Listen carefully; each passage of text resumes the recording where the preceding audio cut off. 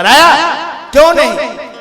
आप इतने बड़े से बड़े सारी चीज बना रहे हैं, ये कौन बनाएगा?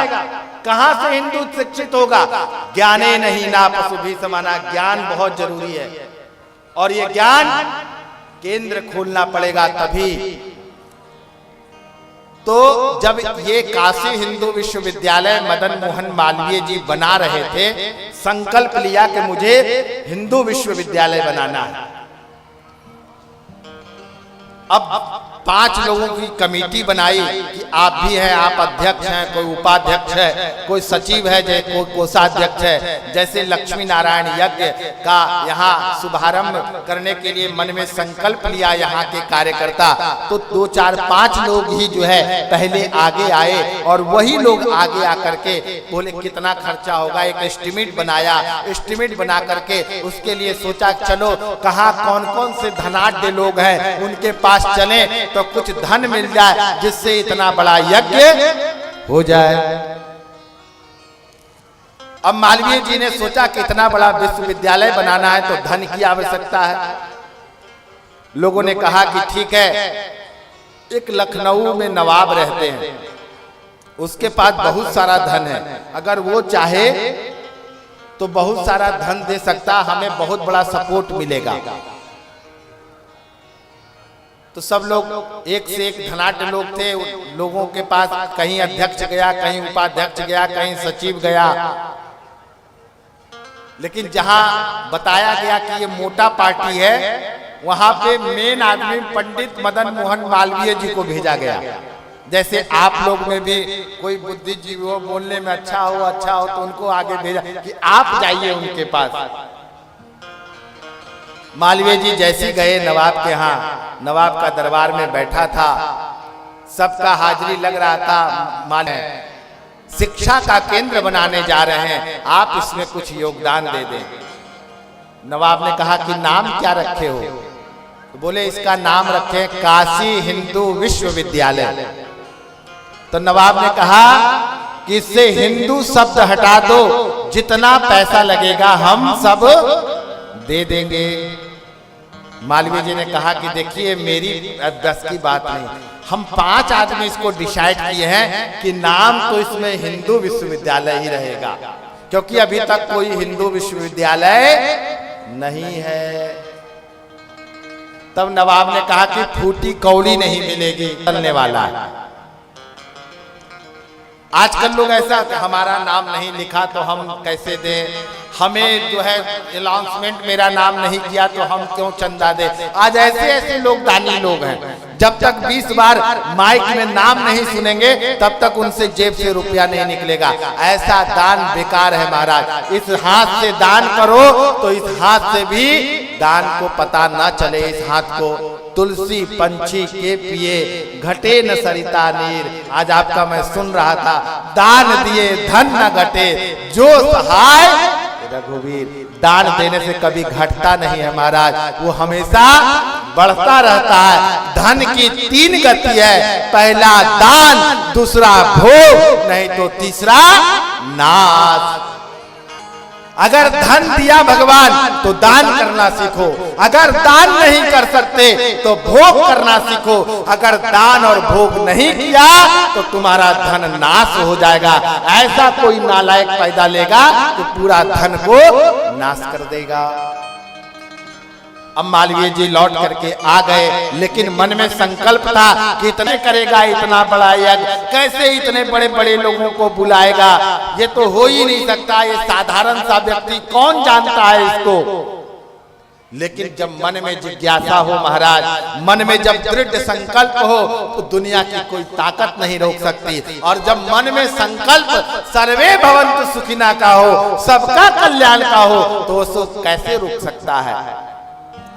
कुछ दिन बीत गए तो मालवीय जी जो है फिर सोचे कि हो सकता है कि नवाब का थोड़ा मन पलट गया हो दोबारा चलते हैं। अगर दोबारा दे दे, क्योंकि जब संकल्प ले लेता है आदमी महाराज तो वो अपना मान अपमान का भाव नहीं रखता, तभी ऐसे बड़े कार्य हो पाते हैं।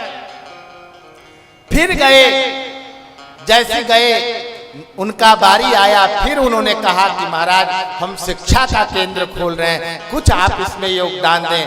फिर नवाब ने कहा कि मैंने कहा ना, इससे हिंदू शब्द हटाओ, जितना चाहो उतना ले जाओ। फिर मालवीय जी ने कहा कि नहीं जी, होगा तो लक्ष्मी नारायण यज्ञ होगा, दूसरा कुछ नहीं होगा, है ना, होना तो यही है। तब कहा कि इतने ठीक हो तुम। नवाब ने चप्पल निकाला पैर से और उठा करके मालवीय जी को फेंक के मार दिया।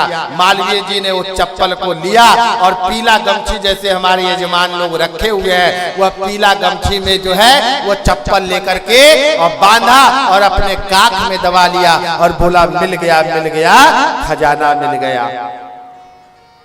अब लोगों ने सोचा कि अरे इसको चप्पल से मारा गया, ये तो बदले में कुछ कही नहीं रहा, अगर आज हमको आपको कोई चप्पल से मार दे तो AK-47 निकाल देंगे, है ना।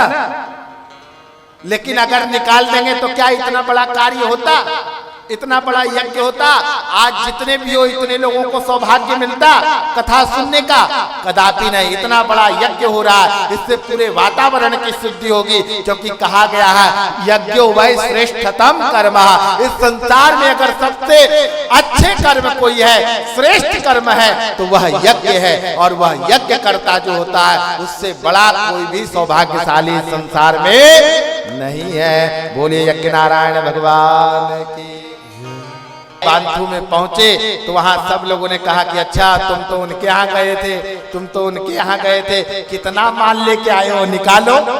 सब लोग जो है अपना कमेटी वाला कोई कितना, अब मेन वाला जो कमेटी वाला है उससे लोग आशा लगा के रखा कि ये तो बड़का आदमी के पास गया है, मोटा रुपया लेकर के आएगा, इसका सबसे बाद में गिनेंगे, पहले छोटा छोटा वाला गिन ले। सब लोगों ने अपना अपना रख दिया। लास्ट में मालवीय जी की बारी आई, बोला कहाँ है माल निकालिए। मालवीय जी ने अपना गमछा खोला, चप्पल निकाला और रख दिया। अब लोग माथा पीटने लगे, खोदी पहाड़ निकली चुहिया। अरे महाराज ये चप्पल से यज्ञ होगा इतना बड़ा, लक्ष्मी नारायण इतने बड़े बड़े लोग आ रहे हैं, कैसे होगा? अभी तो भवन का निर्माण भी नहीं हुआ। लोग भवन के निर्माण के लिए किसी का नजर न लगे तो पुराने चप्पल टांग देते हैं, टांगते हैं ना गांव में। तो अभी तो ईंट भी नहीं लगी है, नींव भी नहीं खुदाई है, और कहे कि इतना बड़ा विश्वविद्यालय बनाएंगे, खाक बनाएंगे, चप्पल से विश्वविद्यालय बनेगा। पत्रकार की बुद्धि बहुत तीव्र होती है महाराज, और श्री नारद जी का ही वह रूप है। तो पत्रकारों को बुलाओ। पत्रकार आए तो उन्होंने, मदन मोहन मालवीय जी ने कहा कि हेडिंग फर्स्ट पृष्ठ पे लिखो कि लखनऊ के नवाब की चप्पल की नीलामी हो रही है, जो जितना बोली लगाएगा उसको चप्पल दे दिया जाएगा। जैसे आज मोदी जी की सूट नीलामी हो रही है, गांधी जी के चश्मे की नीलामी हो रही है, किसी की छड़ी की नीलामी हो रही है ना, है 10 रुपए के लेकिन बिक रहा है। होता था वो अपने सेवक को बुलाया और बुलाया, कहा इधर आओ, भारत में इतनी किसकी हैसियत है जो हमारे चप्पल को खरीदे, इसलिए जाओ मेरा चप्पल लेकर के आना। कि विश्वविद्यालय का जितना खर्चा था बोली लग गई, और जो है लोग लगाते गए। तब नवाब के जो है उठा और बोला नहीं 10 करोड़ नहीं, हम 20 करोड़ दिया, ये चप्पल हमारी हुई। और चप्पल लिया और वहां से नवाब को ले जाकर के दे दिया। इस जो है इसका मतलब यही अर्थ निकलता है महाराज कि अगर पंडित मदन मोहन मालवीय जी उस समय चप्पल के बदले अगर चप्पल मारते तो इतना बड़ा विश्वविद्यालय का निर्माण नहीं होता। उसी प्रकार हमारे यज्ञकर्ता के जीवन में जब वो यज्ञ का संकल्प लिया होगा तो बहुत लोगों ने बहुत तरह की बात कही होगी, यहाँ तक कि ऐसी बात कहा होगा जो दिल को कछोट रहा होगा, दिल पे धक्का लग जाता। क्या इनसे भी अपेक्षा नहीं किया था कि जो इस तरह की बात बातें करते। अगर इस बात का मान अपमान का भाव रखता महाराज तो आज इतना बड़ा यज्ञ का आप करता नहीं होते, आज इतना बड़ा यज्ञ संपादित नहीं होता। इसलिए भगवान नारायण की साक्षात आप लोगों के ऊपर कृपा है जो इतने बड़े यज्ञ का करने का आप सबको सौभाग्य प्राप्त हुआ। बोलिए यज्ञ नारायण भगवान की जय।